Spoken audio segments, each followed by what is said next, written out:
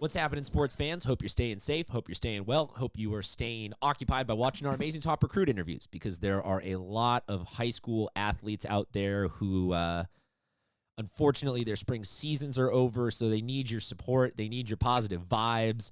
Ray Cebulski is one of those athletes, a baseball player at Eastlake High School. He's committed to go play at Long Beach State. Thank you so much for joining us. I hope you are well. And let's start with that decision right there. Why Long Beach State? Yeah.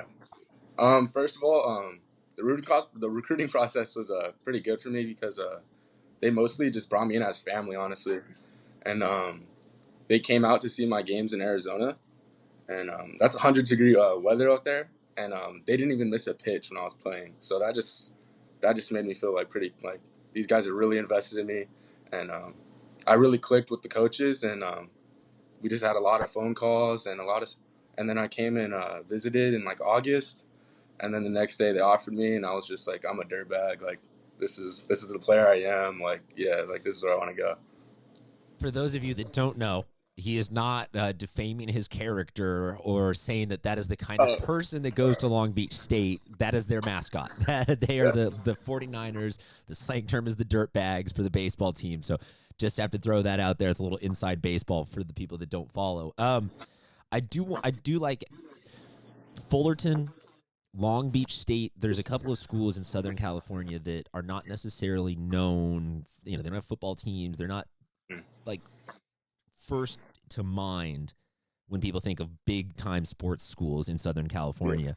But at the same time, they are some of the most prolific producers of baseball talent. And I know that Long Beach State and Fullerton and San Diego State and USD are all producing major league talent, going back 20 years type of thing and more. So was that part of was it the culture there that's such a baseball school that drew you there also? I mean, talk about that a little bit. Yeah, for sure. It's like when I went out to Blair Field, like how historic that baseball field was, like the energy that was coming off, like it was amazing out there. And just the baseball talent, like Jeff McNeil, Jared Weaver, and Big West is pretty competitive, and now new head coach Valenzuela. The culture's here, man. It's gonna be cool. I was gonna say the Jared Weaver, Evan Longoria team was one of my favorites growing up from that Long Beach State area. You guys also have some of the cooler uniforms, so I'm sure that in the baseball realm that doesn't hurt to commit to a school that has really sweet uniforms. Going back to Eastlake, I think San Diego is a baseball city across the board, like significantly better. Okay, glad that you agree with me on that. But Eastlake is a baseball school amongst a baseball city, so you've been up at kind of the tip of that mountain for the last couple of years. What has that experience been like? It's been amazing, man. Playing with Keone and taking ground balls right beside him is pretty cool. Having my best friend Marcelo Mayer being like one of the top prospects in the nation is also amazing.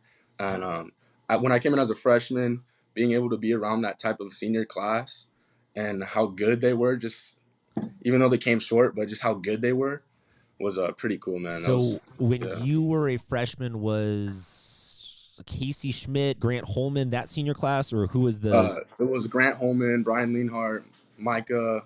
Okay, so the Casey Schmidt group was your 8th grade year? Yeah. Okay. Yeah. Deal. Fair enough. Because that was the championship game where I wound up wearing Casey's jersey afterwards as a you have to eat your words and wear Eastlake gear.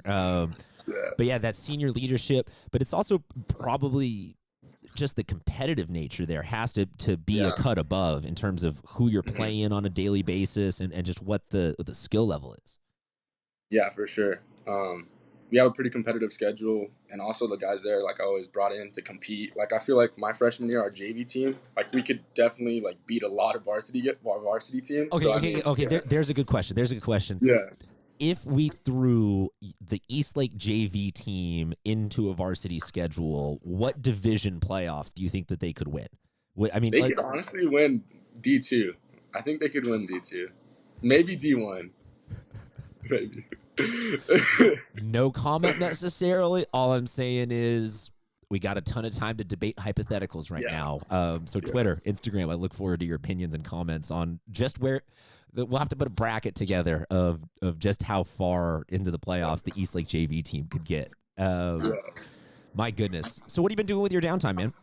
Honestly, just trying to get workouts in whatever I can get in. I have a hitting tee in my garage, so I just try to stay active, just try to get better any way I can, mentally, physically, whatever I can do, honestly. Any creative workout regimens? Yeah. Okay, hit us with some. Yeah. Mostly just like prison style workouts, just like high, like fast paced, kind of like push ups, sit ups, just real quick. And then I have like a couple of dumbbells and kettle. So you haven't had to resort to using household items yet as weights?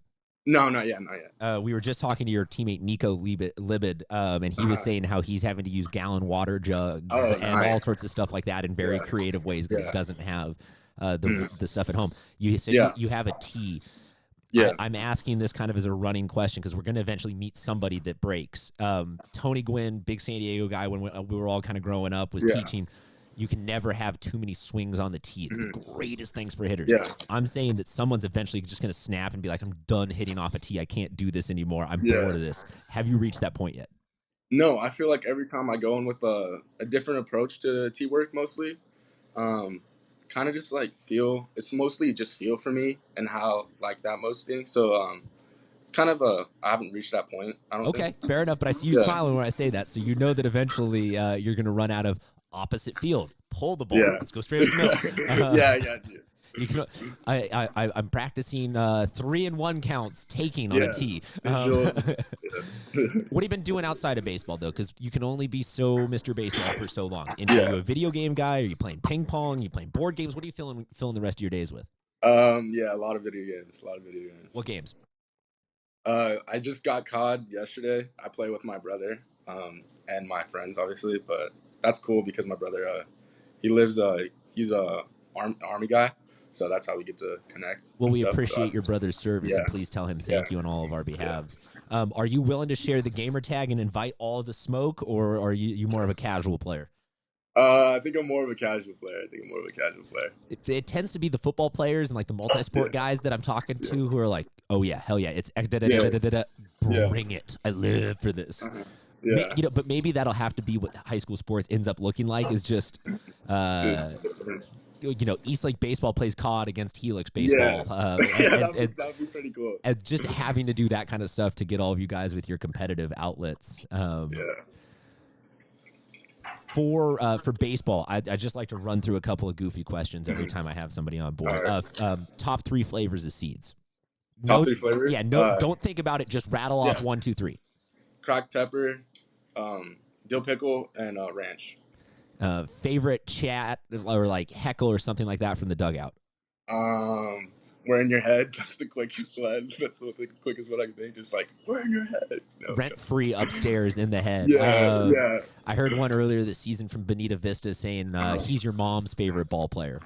Yeah, and I was like, that's Bonita. That's I can't. No, that's not good. Honestly. No. Is that just because it's from Bonita? Any credit for anything. Oh, I love this. Even in a global pandemic, the rivalry exists. Yeah.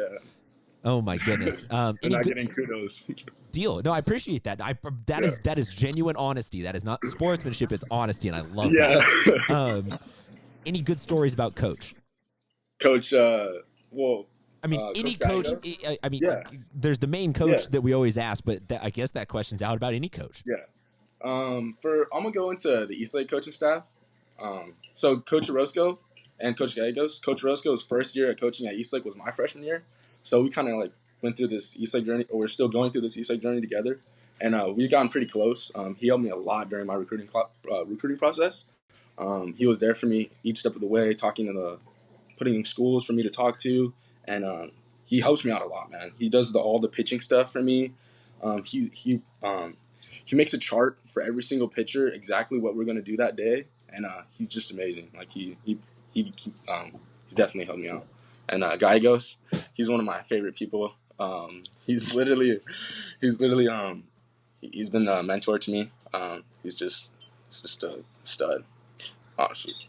I mean, he a lot of baseball managers seem like they kind of do that multi-role. They're not a coordinator. They're not calling all the plays. They're also, focusing on just their players' mental health and whatnot. I think that's underrated. So I appreciate you saying that.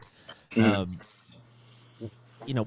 last couple of weeks we've been kind of closing out these interviews with we look forward to seeing you back in action. What are you going to do for the next couple of weeks? But obviously now with the schedule or with the season's canceled, we're switching now to, what would be your message to the rest of the team, to your community, your coaches, kind of just an open platform to other seniors. Just share a little bit of your emotions right now.